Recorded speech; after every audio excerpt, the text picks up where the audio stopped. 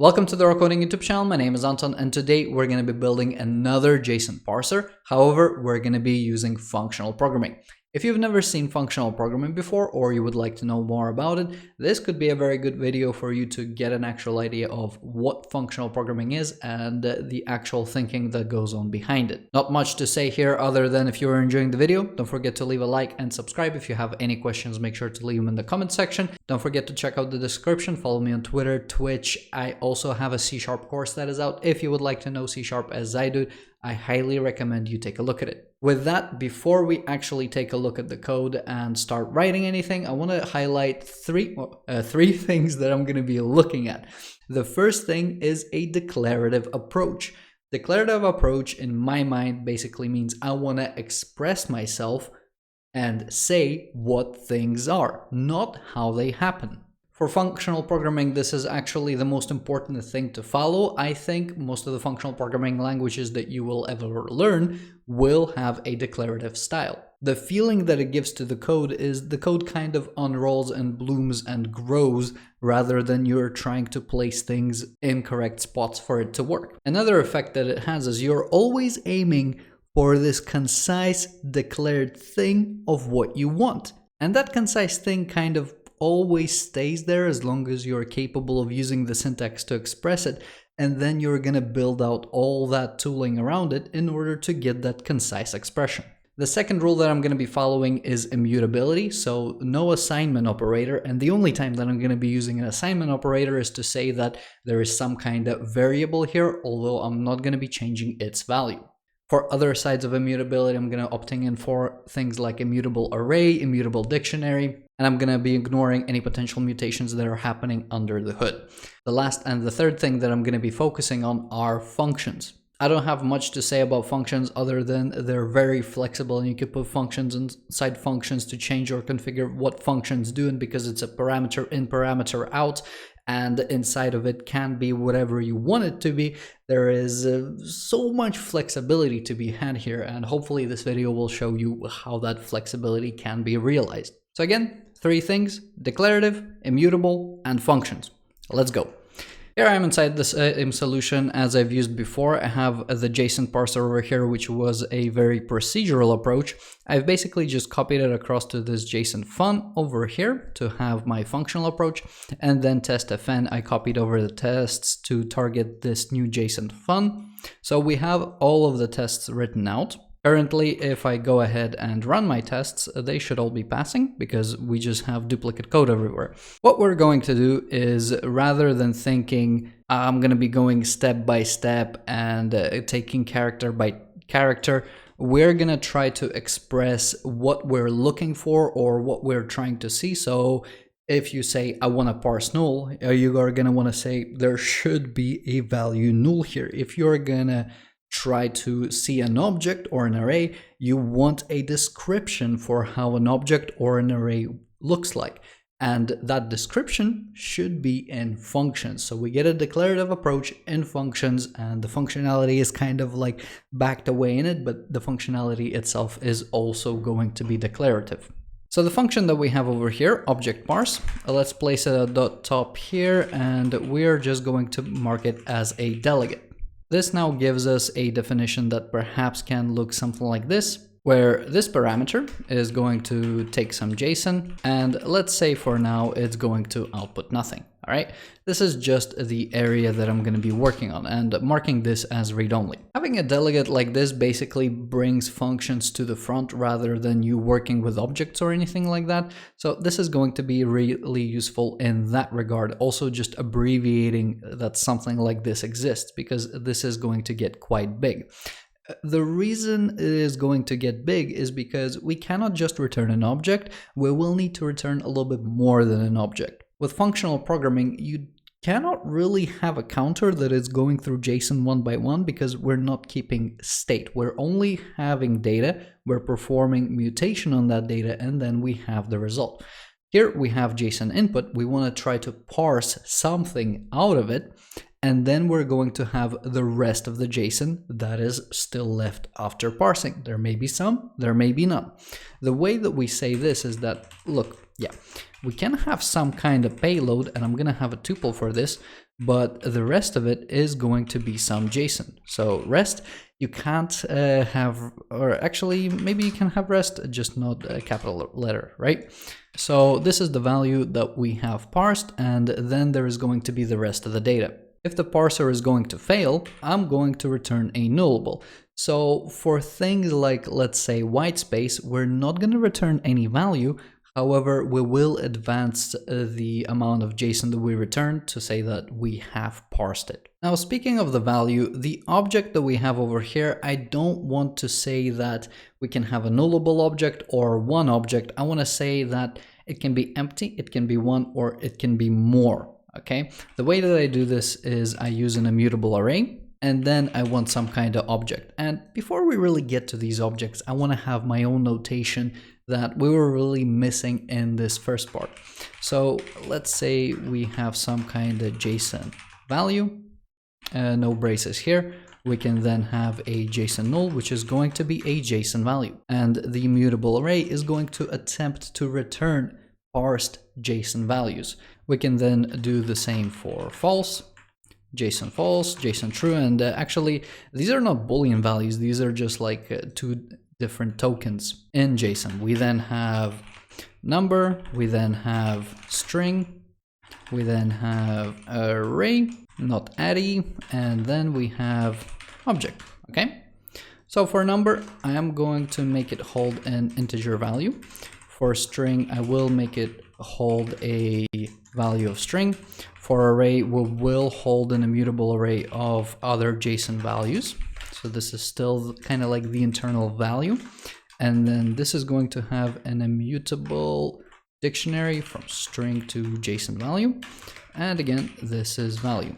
The values for these three can be inferred from the type, so I'm not going to put them in there. I'm just going to say that, look, yeah, we can have JSON true convert to Boolean automatically through an implicit operator, or just have a default value property that just evaluates to the same value. Here are our models. Here is our interface for a parser, and we can build up many parsers. Here is our, let's say, an initial parser, and what we really want to return is a JSON value in the end. The parse function is going to accept a string. This can use the parse function over here, and we're actually going to be evaluating this string. Looks a little bit crooked. We will remove the read only. The parse over here will be parse value. We will use parse value. From here, this may be null, and if it's not null, we want to return the value, and we are safe to just grab first or default, all right? And the JSON value that we may return is null. So if it fails to parse, you're gonna get a null in the end, all right? Parse value can be private. And now I'm just gonna do a quick change for all of the tests here in order to accommodate this structure. So for things like getting the JSON value here, what I'm gonna say is assert is type a JSON null, and that's going to be pretty much it.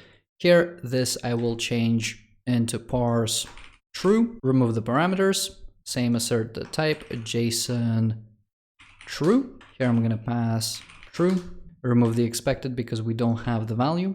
Duplicate this, have a parse false, expect this to be JSON false. Remove the unneeded parameters and mark them as facts. And then I'm going to apply these sorts of changes to the rest of the tests, okay? And cut the video here.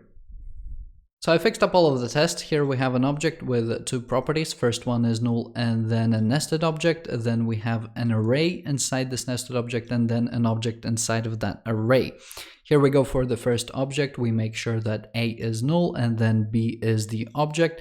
That object should contain an internal array and then internal array should contain the object. And then I'm checking all of these properties in between as well. All right. So all of the tests are translated. Hopefully all of them should be passing. So none of these tests, the tests fn, and let me pull this up. These are going to be the tests that we want to primarily try to fix. So our first case is to try to parse null. Let's drop down the test, come back to the parser. We're going to duplicate the parse value and we will say that this is parse null. And this is primarily where our work is going to be happening. One thing that we want to take or to do with this parse null is actually assign it to parse value. because what's going to happen is the result of parse over here might be null, right? So what we want to do is say something along the lines of this. So either parse null or parse true in case the result here is going to be null. And for it to be null, we actually need to pass that string and place it into null. So we're going to try to parse null. We're then going to try to parse true. And that's going to be the general flow or the structure for this application, right? Or for this parser. So formatting everything, let me take all of these data types, put them at the bottom here so they're kind of out of the way. I will actually keep it at the top. So for the declarative style of programming, I want to say, right, let's just bin the whole function, and I will say that I want a null to be right there. All right, that's how I'm going to parse null. All I need is a require function that is going to return a parser. So let's start off with that. So private, not a good start. I tried to type in public again. Private static parser, or rather parse. This is going to be require. This is going to accept a string or a sequence. I will rather just name it sequence because we are expecting a sequence of characters here, okay? And I don't need the D over there. Cool, so this code compiles, this code doesn't. Let's say, I don't know if that's possible, we can return null, right? All code compiles now. Nice. What do we actually want here? Clearly we don't want a null. We want a string, a JSON, that is going to be coming in here, and we're doing something with the JSON. So again, we're immutable. We don't want to be assigning things to anything. We want to take the first character of JSON. So let's say something like this and say, is it equal to the sequence? Or rather, if we're even checking it like that, right, we can just do starts with sequence. And if it does, then all good. So not start with, starts with. If so, let's return a list of, so immutable empty with append or add new JSON null. So this is a little bit verbose. I'm going to give myself a additional function, right? So immutable array of a JSON value. This is going to be a result where I will have some kind of JSON value, and it's going to evaluate to this, okay? So cut this off, we'll say result, a new JSON null, and now we're cutting a lot of characters there, right? So V over there. And then for the result over here, if we did indeed manage to parse this, we want to go ahead and for the sequence length, just wasn't meant to do that, a dot and a dot, just basically take the rest, okay? I'm not sure why I wasn't being helped out there, but otherwise, if we didn't manage to parse it, we want to return null. Let's go ahead and run the null test. So parse null, let's see if it works, and it does. Okay, if we have things like space here, it should start failing. And I mean, I can run all tests, so they will all fail or should all fail. And if we have something like this, only this one is fail. Okay, so coming back to here, this so far is working pretty good. Can we do the same, but for parse true? So just slap on the require here, do true. However, now we have maybe two things that we want to substitute, maybe one actually, just the value over here, really. So JSON value, V, something to return. So let's pass the V. Here we're going to say new JSON null. Here we're going to say new JSON true. Let's rerun this. And there we have two tests passing. So JSON null and JSON true. This is kind of sitting all the way in the corner, but then, oh, this test I didn't translate it correctly. That would have been, hopefully wouldn't have been a epic debugging session. So parse true, parse false. We then want a false here, and this is going to be JSON false. Let's take our parser, we will add it to the list of parsers, pass the string here. On a really good note here, what you really want to do is kind of say, look, I don't want to be passing any of these strings. I kind of want to say all of these, put them together through some kind of custom defined operator, and that should just be the parser, right? So you want to say something like this, but you know, maybe something that looks like this, something crazy, right? But in C# we don't really get anything like that. So we parse null, false, and true. We don't parse number yet. So let's get our parse number going over here. We will slap it onto the chain here. And let's take a look at the test for the numbers. So we have a couple. We essentially want to read a character.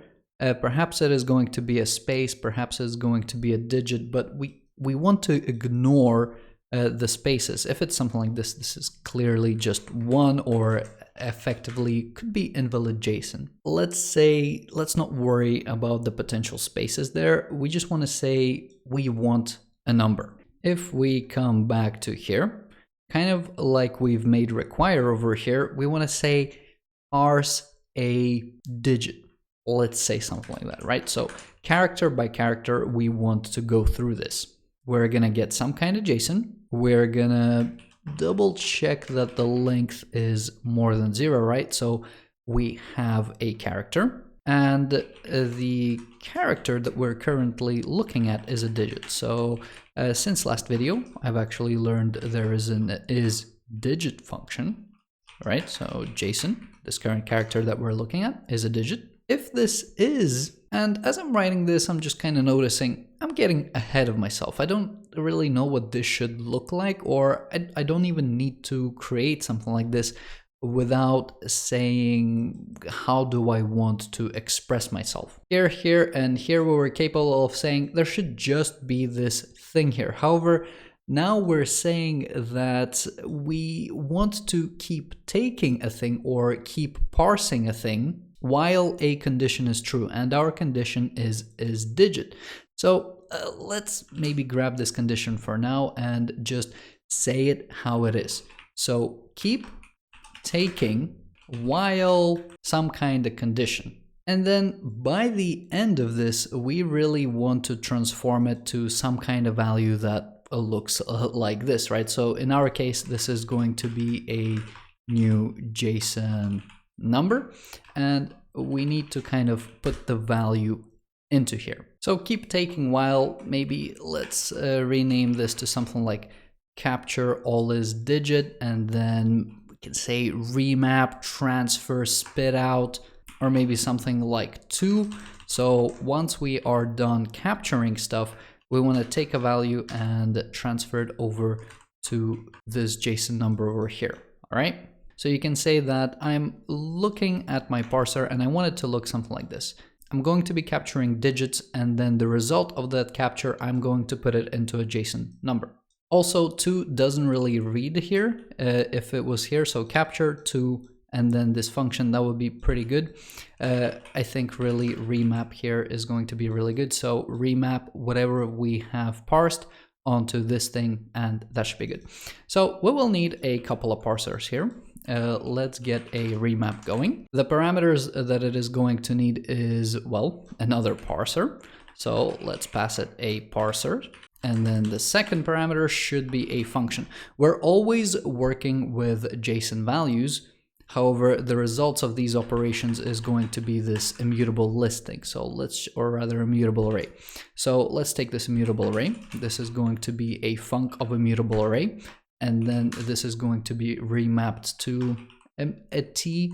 Maybe JSON value will be a little bit better. So here is the actual map.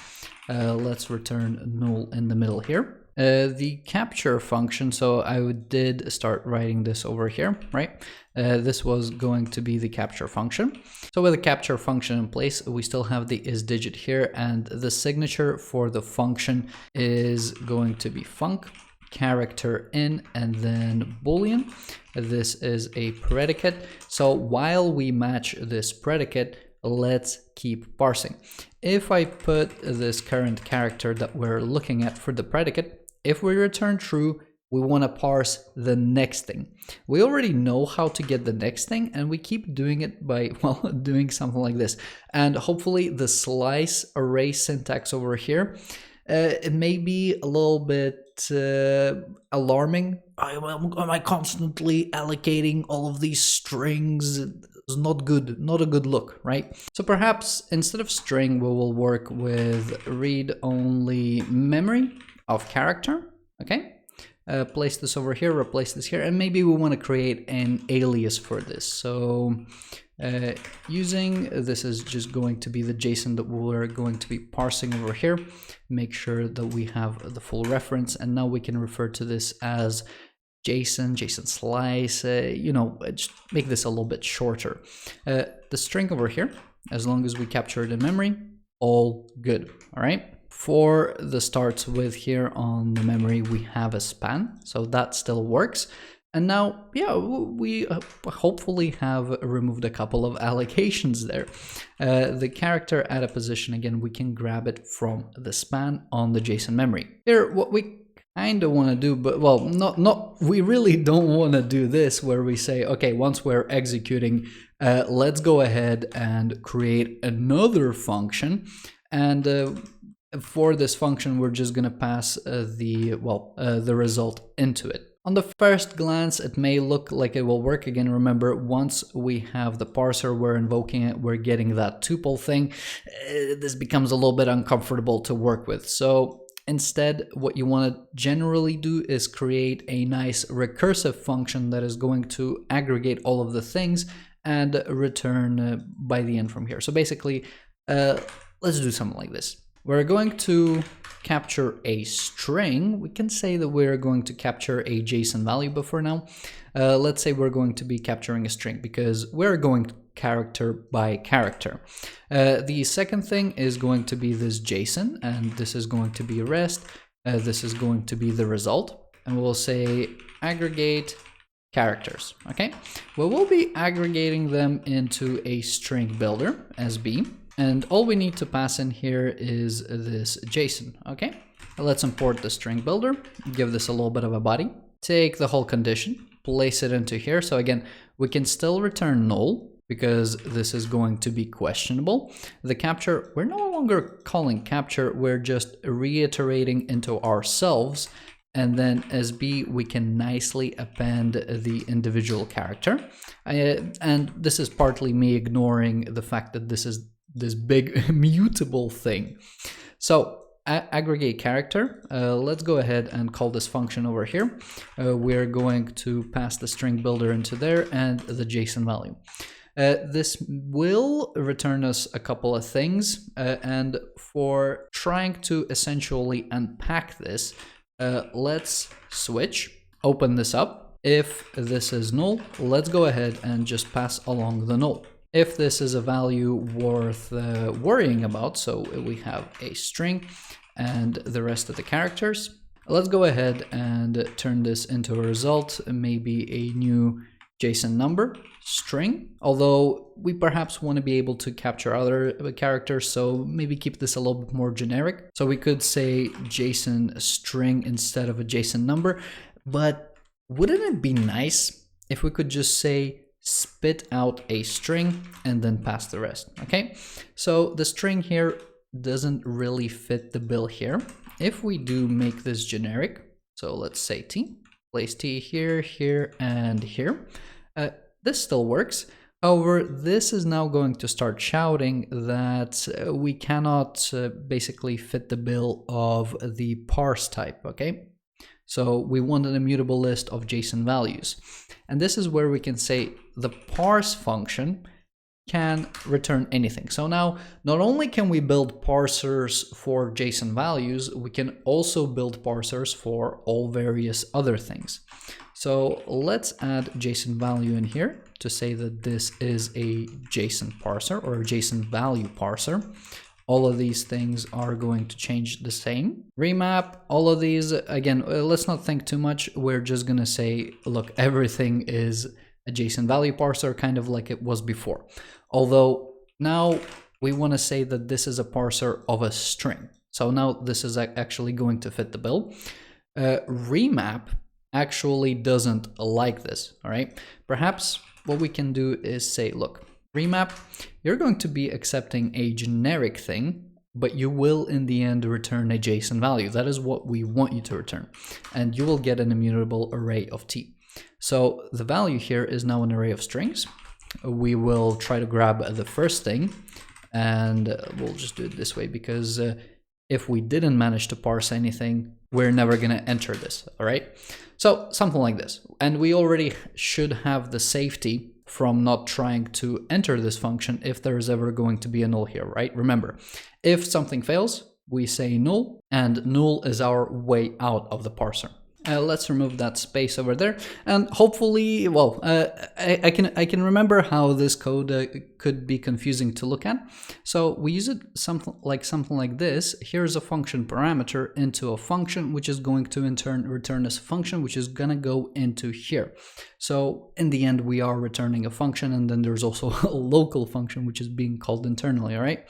Still, I would say very readable, understandable code. If you take this code base and you accidentally open it, never looking at something like this before, this is going to be an absolute nightmare, okay? Otherwise, if you understand functional programming, you're in good hands. With remap, what do we want to do? Again, kind of just trying to get into the groove of functional programming here. If capture is going to be a parser that in the end gives us a string, again, the function that we're generating, we're really trying to stand in between of what's happening inside of there. So this function right here is going to return a JSON value, but remember that we're accepting JSON. So we are accepting JSON. We are going to push this through this parser, which is going to give us some kind of T. But remember that parser has a nullable of this tuple. So again, we can use a switch case statement where we say, did we receive a null? If so, just pass through, we don't care. Otherwise, we are going to have this value with the rest of the JSON. Again, I want to return this tuple where the value, I'm just gonna go ahead and remap it and then return the rest. This almost works. We need a result, I believe, and there we have it. I could probably even turn this into an expression body. All right, so let's bring the tests up. We are going to be taking a look at numbers here. Not bad. Everything is failing. So we have a null. It's failing to parse something. We're basically encountering a null and we're exiting up the chain. So for the number, well, I guess what is the debugging experience in this situation like? I guess you want to kind of start from the middle. So assuming we ever reach capture, we're going to enter this function, we're going to create aggregate char, and then once we're actually executing the JSON, so we get some kind of JSON, it's a number 10, we go inside of here, we create a string builder, and we pass the number 10, okay? So we're inside this function and we start iterating. If we have anything to parse and it matches the predicate, go ahead, append it to the string builder, and then return the rest. I'm going to format this a little bit because the space over there. And the interesting thing about the string builder is we never really build it. So we never really do with the result.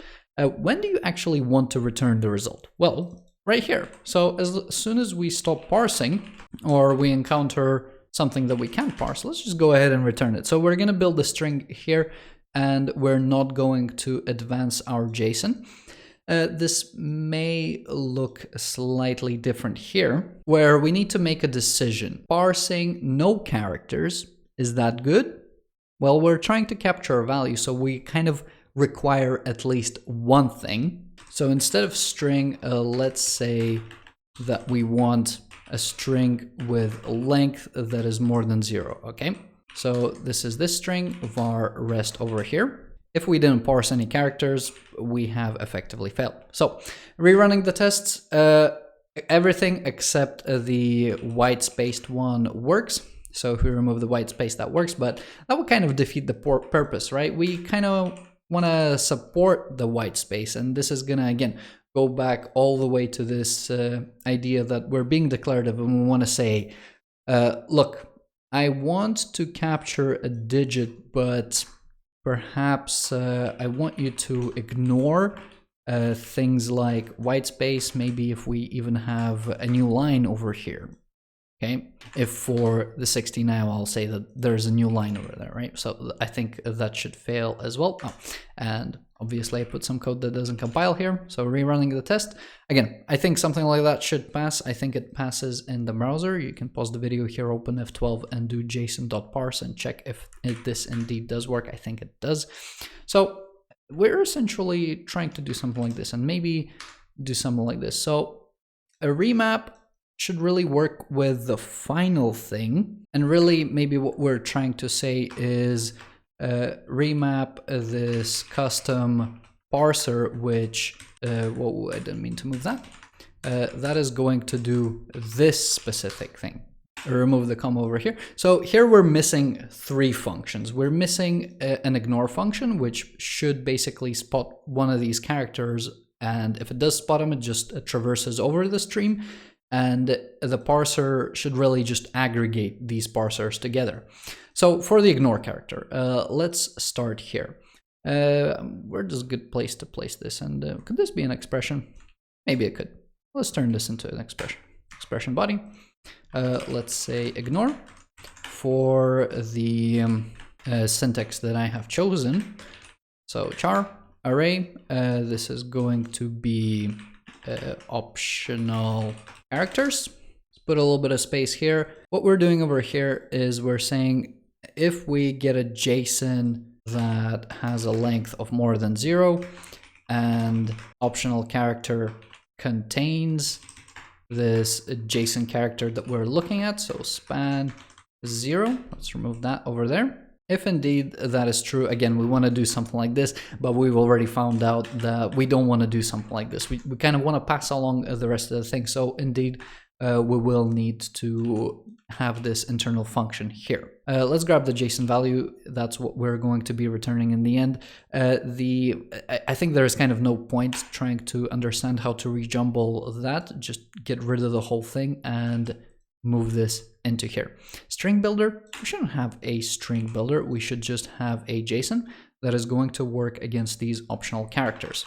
If this is true, go into aggregate char and just pass the rest of the JSON. So 1, double tap there, and otherwise, if we didn't manage to find anything, just return the final JSON. So maybe we want to return null here. And as we've actually spoken in the beginning, that is why I've put the immutable array over there. We kind of want to say that we've returned nothing, but it was still successful. So for the result, immutable empty, let's say that's what I'm gonna return here with the final JSON. I think the type is a little bit wrong, and this can just evaluate into aggregate char, pass the JSON into there. Actually can just be aggregate char, and this is actually ignore character. This almost looks like it can just be an expression, but again, we're capturing that thing from the outside into this function, which is capable of being recursive, all right? So we have the ignore function. We then want the final parser. And the parser, what the parser should really do is it should try to execute ignore. That shouldn't return any values, so we don't aggregate anything, or we essentially merge 2 empty lists. We then capture something, we have a value, and we merge it with nothing. And then we have another ignore, so if we go through this, again, we will just not append anything. There should still be one final result from the parser that actually goes into there. How do we define a parser? We essentially have a collection of parsers. One thing I think I have is, do they have the same signature? So capture is returning a parser of a string.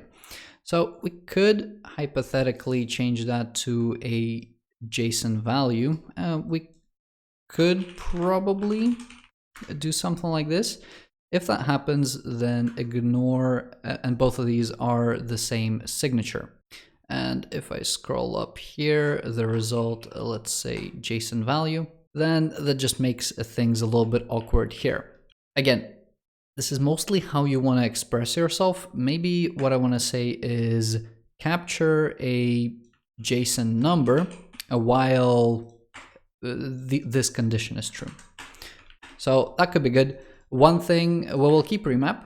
I didn't mean to delete that much. semicolon on the end here. Let's refactor capture. We have the predicate that we want to specify, and then we want the mapping function. So let's grab this thing over here, place it here, and we'll say that actually we can just accept this string here. No need to have any list or anything like that. This is going to be a function that we return from here. And actually, no, we still need a list, but after we execute this. So result and the closing brace here. Okay, so this still works. All we're doing now is that once we have the final string, instead of kind of emitting that string along with the values, we're just passing it down here, and there's no longer an immutable array here. We're just passing it, and now we just need a parser that kind of can carry along this chain of other parsers. Okay, so let's create this parser. Where do we want it? Let's do it besides the remap over here. We will say this is a parser. Let's remove the T over there. We will slap this on here. We will say that for this notation, again, params is kind of nice, that we can have an array of parsers. And there we go, that compiles. Hopefully the theme is now familiar here. We want to create a function that kind of does something. So we're gonna maybe slap something like this here. We want to say aggregate parsers. So let's say aggregate parsers here. Do we want to put things into a string builder? Probably not. So let's remove the result here. We will remove this switch. Again, generally when you are starting a new function that is going to build another function, just clear your mind, clear what's happening there, and you can start from the beginning. You're gonna get a piece of JSON or a blob of JSON right over here, and what you're going to do is run parsers through it. So you could do something like this, grab a parser and then slap a JSON into it, but then you kind of want to chain them. So we're going to do with the parsers what we're doing with JSON, when we're saying apply this parser, then apply the next parser, then apply the next parser. So all the parsers are going to go into there. We're going to have an array of remaining parsers. So these are the parsers that should still be applied. So while we still have remaining parsers, so length more than 0, we want to try to execute this remaining parser. And actually, if we did manage to go through all of the parsers, we should be outputting some kind of value. For this value, we should be aggregating it into somewhere. The array of parsers, let's leave it on the end. For the aggregator, I'll say I'll want an immutable array of JSON values. This is going to be the final result from the beginning. As this function is going to be executing, it will have to start empty. All right, so we have something like this. The final result should be that. Aggregate parsers, we receive some JSON. We have somewhere where we aggregate things, and then we have the remaining parsers. As we kind of said here, this is where we ran out of remaining parsers. We should just output the result and wherever we have left off. And thinking about this now, we kind of always thread JSON through the end, so I'm actually going to put this on the end. I don't know why, it just makes more sense to me. Semicolon on the end here, and for the remaining parser here, there should be a result here that we kind of want to get in between and process. So if a parser ever fails, we want to fail. For everything else, we should have a result. I'll call it R and rest. We are going to go into aggregate parser again. A result, we will add range, which should be this R. For the remaining parsers, and let me spread these out onto new lines, we should just grab the rest. And then for the JSON, again, we are grabbing the rest. And then the comma over here. Is this better on one line? Is this better on multiple lines? Okay, probably one of the more confusing functions over here. However, we still get a pretty good notation where we're saying parse, where we're ignoring this, we're capturing this as JSON value, and then we have this. So let's go ahead, give this a run, and there we go. So these are now passing, all right? And where parse true, let's say something like this, if we put a space here, it doesn't work, okay? So actually another really cool thing with this parser combination reuse this to create something that is going to essentially do something like this, because we want to say require null but have this on the sides, right? So I'll grab this parse number, I'll place it over here as kind of like a helper function. I'm gonna call this white spaced, as I'm drawing kind of a blank for surrounded with white space, or ignore surrounding white space, maybe a little bit better. I think that's, you know, I'll be honest, that's a little bit too verbose for my liking. So all we're doing is we are accepting some kind of parser, and we're going to evaluate it to this enclosed parser, which actually the notation we already have here. So all we have to do is take this parser, slap it in the middle here, and there we have quite a nice reusable parser, where really what we're the notation that we have here is kind of what we're aiming for. I'm kind of you can see I'm running out of my English vocabulary, but you get a notation that looks something like this, all right? So white spaced, so surrounded and white space, we are trying to capture this. I'm going to put this on new line because I think it just reads better. But now that we have this white spaced thing, we can do the same thing here. And let me do a little bit of IDE magic. Bada bang, bada boom. If I come back to the tests, the true that was failing is now passing, right? So the space, we handle that there now as well. And again, if there's going to be a new line, so for example, for null, we're going to be able to ignore that as well, all right? So functional programming is pretty cool because you get something like this.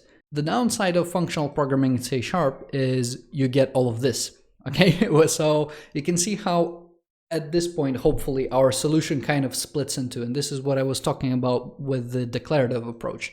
You get this really, really readable thing on the surface, and then under the hood is the stuff that you really have to work for, and it's a lot harder to read. But with a little bit of practice, you know, you can get around, because you can actually, or you can rewrite the whole thing, because the actual use case on the surface is so much easier to read. So anyway, the next thing that we were going to approach are strings. Let's take a look at some of these tests. So the theory that we have here looks like so. Let's take, oh, I didn't even look at it. I just was like, yep, that's where it is. Let's go ahead and write the next thing. So parse JSON string. Let's take this. Hopefully, as we're going to go through this more and more, or kind of like once we have a lot of building blocks, the next parsers become a little bit easier to write. So for the capture that we have over here, we have a function that should kind of say that a character doesn't equal double quote, right? So that's going to be the containing thing. And then with a string, we also want to require. Let's grab it, and hopefully we can just reuse it, because at the end of the day, more or less, these are all just parsers. We want to require this thing right here, although we don't want to be capturing any value. So perhaps we can say that, look, the value is optional. If the value is null, give me an empty list right here. The T I can substitute for JSON value. Cool. That should work. The parser that should go in there, we can actually aggregate it with a parser, right? So this parser is kind of parsing this unit over here, and it's busy with this work. And we should require this thing on the end. This should be a JSON string. That's where we're passing the value. Let's see how that works out for the tests. Non-exhaustive switch expression failed to match its input. So, this is aggregate character right here for the capture. Whatever we were trying to capture at this point, again, I'm looking at this value over here. The rest of the characters, the string, or sorry, the double quote that we're looking at here, I'm hoping there is really not a space over here. So for 2, let's go to the 2 case.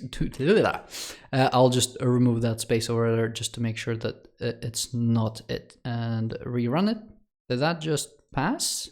So same error with or without a space, which is fine. Let's put the space back there. That means we are kind of not advancing correctly when we're parsing a string. Let's get rid of this white space here. We have a white spaced parser, which is surrounded with quotes, and it is trying to capture a string, and it's looking for something that is not a double quote. Ideally, we should be advancing past the string when we see something like this, or with white space, yeah, because we're saying ignore spaces and new lines. So how come we're not advancing? Let's see for the debugging experience. So aggregate char, I'm going to place a breakpoint over here, open up the tests, and for the two test case, actually let's go with one, why not? I'm going to press debug. Chances are what's going to happen is we will try to hit the aggregate character capture for the first number in the chain. So interesting enough, we are currently looking at quote 1. So step in to aggregate character. The debugger on M1 does that sometimes, where it just says, I don't feel like debugging today. So again, step into aggregate character. Fucking computer, run. We're going to succeed. And there we go. Third time's the charm. You don't quite know which predicate you're going to end up in there. But for the capture, we are essentially just reading a double quote 1, which really shouldn't happen because we've actually slept a require there. So perhaps I'm gonna say something is going wrong with the require. Put this on the side because I feel like that could be just placed inside of this. So accept an array, one or many, and just place in one in there. So I'm just gonna put it like this. So white spaced, require, and capture. Why does require doesn't capture its thing? Maybe we can get a little bit more clarity by placing a breakpoint over here.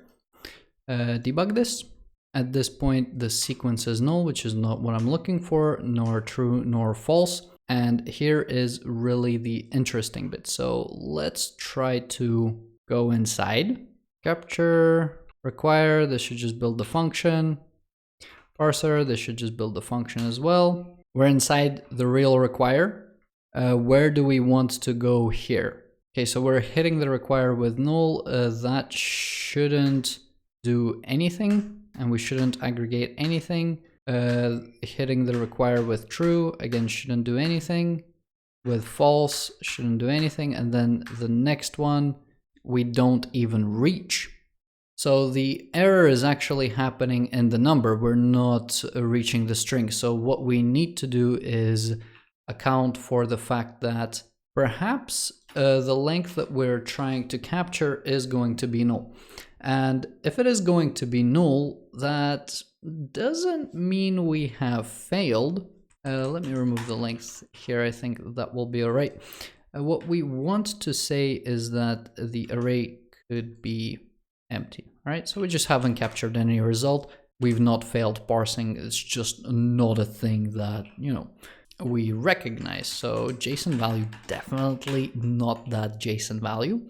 It didn't import anything. Okay, let me run all the tests again. The string is still failing. However, now it is returning null. Or why it is actually returning null, let's double check the capture. Let's go inside here. We are going to place a breakpoint inside aggregate char here. We will rerun one. So for the first run, we're going to enter here, which should be for the number. So we succeed here, but we don't aggregate anything. We then keep going out of our parser, continue, and forward. So the next thing that is failing is our parser. I don't want to step into there. No. Shut down the operation. Holy camoli. That was a little bit hard, but okay. So what's the problem? The problem is with this parser. For once we have captured something, where was the number? Once we have attempted to capture the number has returned something. It's not like it returned null and actually made us go further down the line to the next parser. So maybe when I said that an empty string over here is, well, kosher, maybe it indeed actually wasn't kosher. So for all other operations, let's actually just return null and say that the parser has failed. And actually that was the correct thing to do. Okay. So now we have the what's it called? The escaped character condition, okay? So escaped character is just another parser that we could potentially apply. So what we're saying over here is we want to capture something that is not a double quote, and then we want to capture something that is an escaped character, okay? How do you create rules for something like this? So we have is digit, and really here we're working on a character by character basis. First of all, let's say that we could have many predicates here. We're gonna leave this error dangling, and we'll specify a couple of additional operations. First of all, let's take this, go all the way down, because I think that's where this kind of stuff belongs. We'll say funcchar bool, not double quote, just assign this to this. And now for the interesting part is with the escaped quote, you actually want to advance twice, not once. And what this will really do is instead of funcchar bool, instead of these predicates, you really want something that is going to keep advancing you. Something like a parser of characters.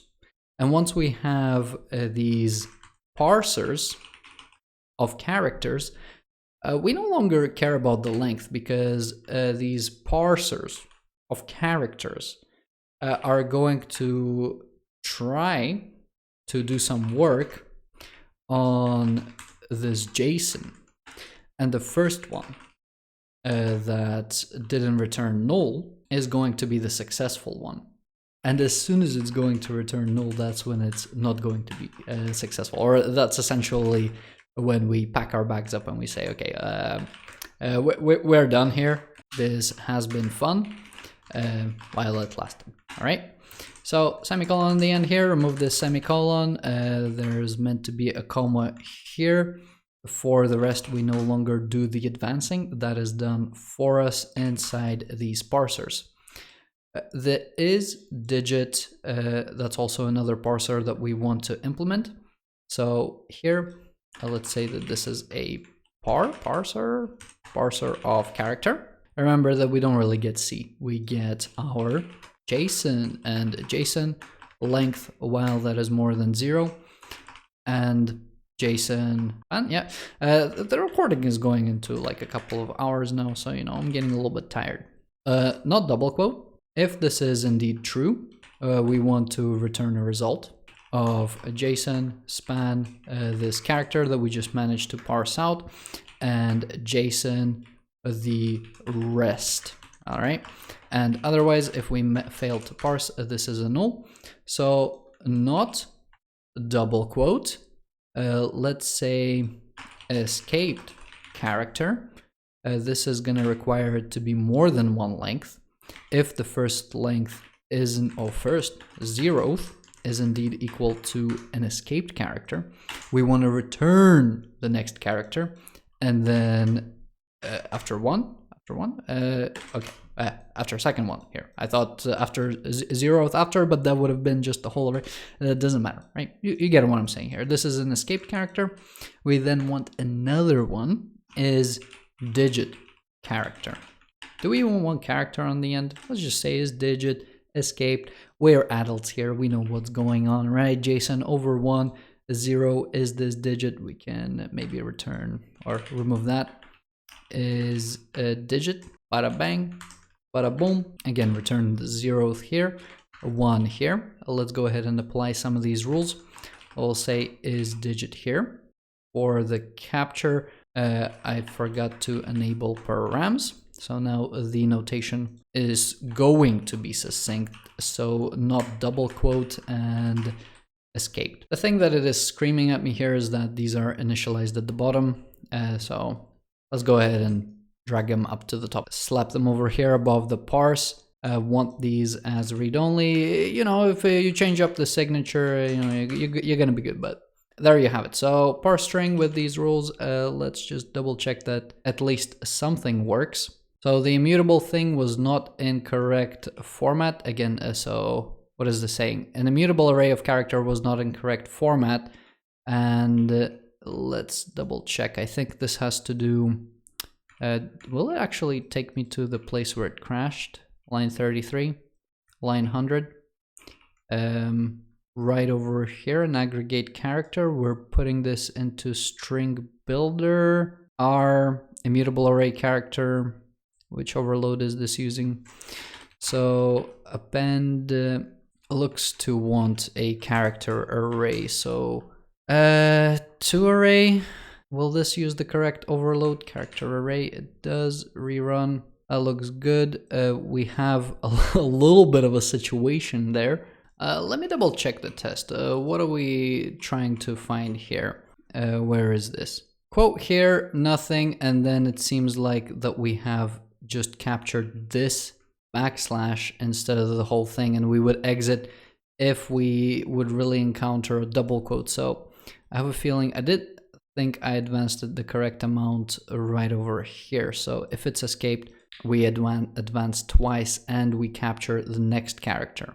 So that looks all right to me. Let's double check from the string perspective. So where we're parsing string, we're capturing, we're supplying not double quote and escaped. I'm wondering if we just want to go the other way around. Checking here. Nope, that completely doesn't like it. So let's come back over here.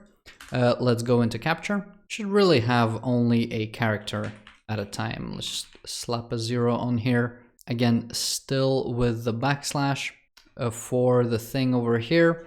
Really curious what's going on again. Let's slap a breakpoint over here. Let's debug this test. So going inside aggregate, I'll just step over once. This is gonna put me straight into the oblivion. It's going to return, and I think this is going to return out of the number parser. This should now hopefully be the string parser, or the only one that has it. So we managed to parse something. The R is an empty character. Hopefully this is not too small. We then have the rest. All right, now everything looks good. Let's go inside aggregate. So we're looping another time. Now the R is a backslash, and this is a problem. This is a problem because we don't want to capture a backslash. So I think I was right in saying that these should be the wrong way around. So we should be looking for escaped characters first. If it is an escaped character, we want to just capture the next. We don't want to capture it as a non-double quote. Okay. But when I did this, I got scared because all of the tests started failing again. I was like, oh man, everything is broken again. But I think it's all right. I think it's all right because what this is going to do, the first parser, it's going to return null if it fails. And sorry, I was pointing to the wrong thing. So escaped. The first characters and strings are generally not escaped, so we're just going to be stepping over them. So if it's going to be returned null, let's just double check again how we're handling it. So we have the, okay, so we're grabbing the first thing, doesn't matter what it is or the default. If it happens to be null, well, we don't care, right? So we want a little bit of a predicate over here. So we're actually iterating through these parsers that we want to keep grabbing these until they're not null. So we actually go through all of them. Okay. And there we have it. So that now works. Dare I say easy peasy. Definitely not easy, but you know, you work for them, and you work for them because you then have a notation that looks something like this. So then we have an array parser. Let's say we have a string that looks like this, or a string that sentence did not make sense. We're slapping a parse array on the end of our chain. You know what's going on over here. What interesting thing is going to happen here is we have multiples of things, right? Instead of backslash, we want to require something that looks like this. And instead of capturing a single value, we want to capture multiple. So let's just capture multiple. I would say multiple. and then we want something like elements. So a parser should go over here. So let's say parser, or maybe parse value. We already have a parser. So we want to parse values that are separated by white spaced and require a single comma, right? So that's their separators. Should look something like this. We're missing the multiple function, which is really the only function at this point. I think that's about it. One thing from this, we could probably after reuse the remap function that we have abandoned. So multiple, let's see what this looks like. We're gonna go to capture because I think, well, let's get rid of that because we found out that thing over there didn't do anything. So multiple. Gotta adjust my setting position here. We're going to have two parsers, super simple. Parser JSON value. This is going, or sorry, parse JSON value. This is going to be the array element that we're going to be parsing, and this is going to be the separator. Separator. I think that's spelled correctly. So we can have an array that has 0 values, it has 1 value, or it has multiple values. If it has a single value, I guess maybe this is a little bit easier to draw. So no values, we have a single value, or if we have multiple values, and let me draw this dotted optional thing, right? We can have some kind of value over here, and it's going to look something like this. So the main thing is just to say, okay, we want to parse for this or this, and if we're parsing for this, we want to keep parsing for the same thing. So we really want an element and then a combination of the separator and the element. So next element is going to be a parser that is going to start with the separator and then the element. So this assignment operator here, again, this is just to say that something like this actually exists here, okay? As I've said before, delete the bodies because you're not going to be able to read them anyway. Let's say aggregate elements. That's what we're going to be doing. Nextel and element are going to return a collection of things. Hopefully that collection is going to contain a single value. So from the beginning, before we trigger anything, let's attempt to extract a single element from the JSON. Okay, if what's happening is we have an object where the length is more than 0 and we have the rest, that means we have managed to capture a variable, and then we want to go forward to aggregate elements, and the var over here will need the rest. The rest will go into JSON over here, and the captured elements will be an immutable array. So the immutable array of JSON value result can go over here. The v can go here. You can have a little comma. The results can go on here. If things are null, things are bad, we just pass it along. If it so happens that the length is 0, you are going to have an empty collection here, which you can just pass along and pass along the rest of the characters that you have parsed out. Okay, that is going to be the result. We're not going to go into aggregate elements. Is it worth spreading this out onto new lines? I think it is. Let's take the next element. We're going to try to parse it out of JSON. Switch. At some point, we're going to fail parsing because we're not going to encounter the separator. So we are going to return the result like so.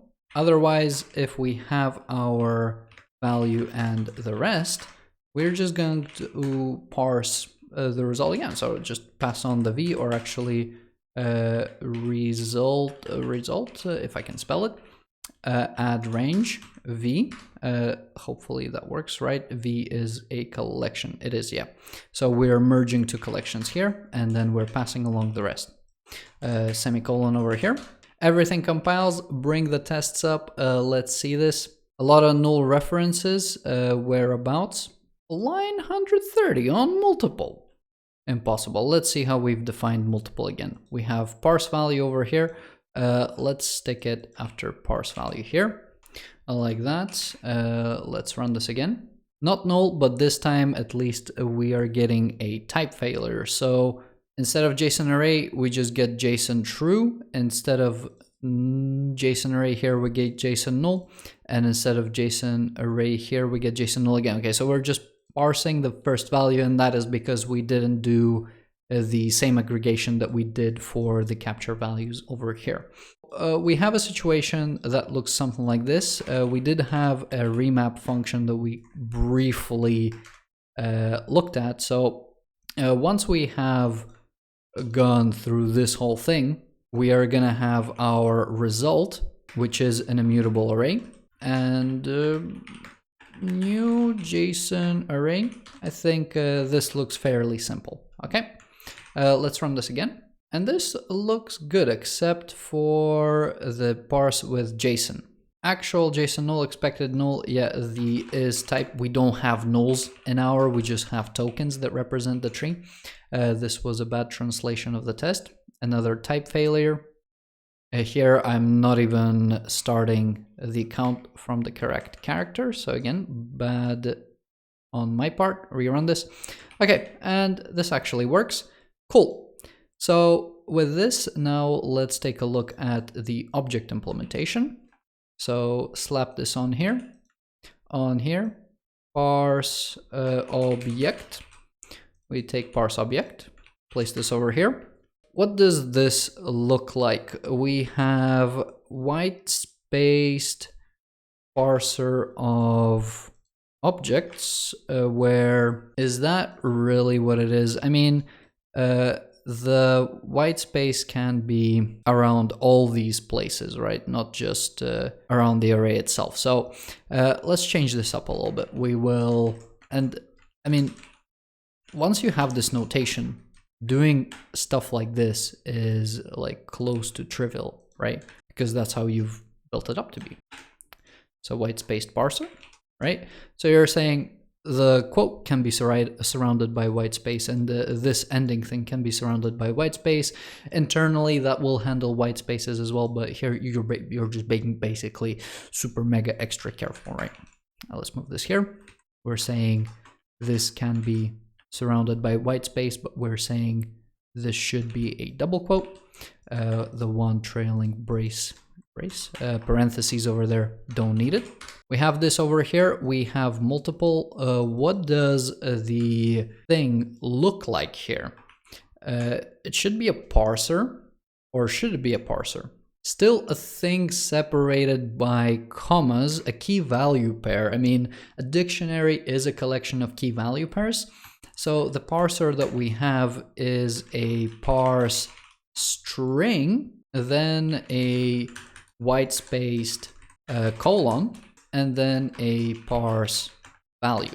So a parser of white spaces that has multiples of parse string and parse value that are separated by a comma, and then we have, a colon, and then we have commas after each one of these, separating them. They're white spaced, right? So white spaces can be all over the place, and then we ask for a closing brace. What's happening with the aggregate over here? This would be super simple with a simple for loop, but I mean, with functional programming, we don't have for loops, right? So you want to return a JSON value, or rather, I want a JSON object. So to object, I'll remove this. I will add an immutable array, JSON object, or sorry, JSON value, values. This is gonna have a body. Already kind of anticipating that I'm gonna need a little bit of recursion. So get key value. This is going to return an immutable dictionary of string and JSON value. Then this should give me a body. Hopefully it's not too big. Perfect. And let's actually change this to get dictionary. I will change this to be multi-lined. I will put the aggregate of the result into here as well. And then we will say get dictionary. from an empty immutable dictionary right over here. This should be empty, and then the values we're going to pass them along.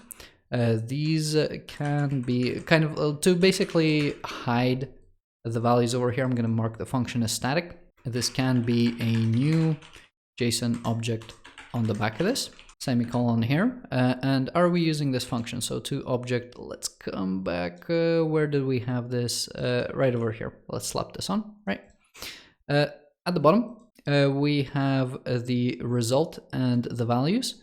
So values, if I switch over here and I'll say that I want an array that looks something like var A, var B, and then the rest, then this should be a get dictionary, and we're going to try to parse the rest, right?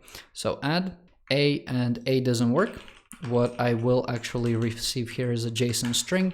This is going to be a JSON value, or maybe a var over here. So A and B, A should contain a value, and then we should have the rest of the values. So here I'm gonna skip 2. Finally, if we don't have anything like this, let's just return the result and we're done here. So that is the function. If you don't know array pattern matching, now you do. Let's run our tests. One thing is failing if we have empty objects. An empty object is failing, the rest was good. So again, how do you debug this? So parse object, we have a parser, so whitespace, we see this, we don't see any of this stuff, and then we have a closing curly brace. So maybe multiple is capable of emitting a null, and it is emitting a null over here. So with this right here, maybe we're being a little bit strict. And yeah, I think for our JSON parser, it's actually going to be okay if we do something along the lines of this, where, yeah, for both of these situations, what you're gonna get is whatever JSON you opted in for, because that didn't get parsed, and then you want an immutable array. So maybe empty, yeah. Cool, let's rerun this, and there we go, okay. Let's maybe torture the last object that we had over here. Well, I mean, it's already pretty tortured if we have a comma somewhere like this. I mean, if it looks, you know, a little bit bastardized, does it still parse? It does, right?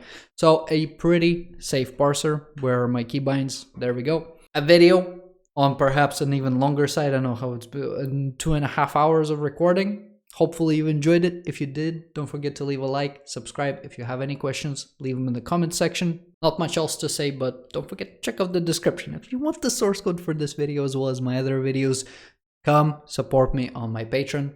As you can imagine, these videos, not the easiest thing to make. I would eternally appreciate your contributions and your support towards me.